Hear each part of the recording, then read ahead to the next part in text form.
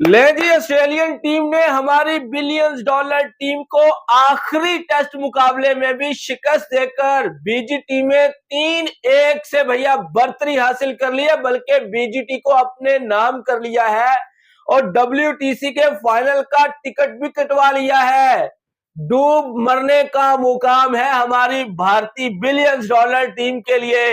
باتیں ان سے جتنی مرضی کروا لیں، ہر میچ میں پہلے میچ کے علاوہ جو ہے نا، پرتھ کے علاوہ جو ہے نا، ہر میچ میں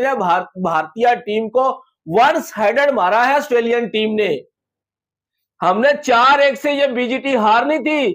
وہ تو بھیا ایک غابہ والا میچ جو ہے وہ تو ہمیں بارش نے بچا لیا،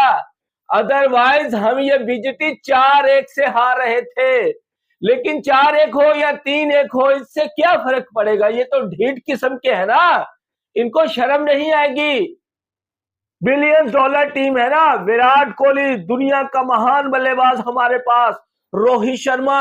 دنیا کا مہان کیپٹن ہمارے پاس، کے آر راہل جیسا کوئی بڑھیا بلے باز نہیں ہے، اور شبمن گل پورے بھارت کا پرنس ہے جی، اس کو ٹیم میں نہیں، اس کو ٹیم سے ڈراپ نہیں کرنا، یہ ہمارا پرنس ہے، اس کا بابر اعظم کے ساتھ بھیا کمپیریزن کیا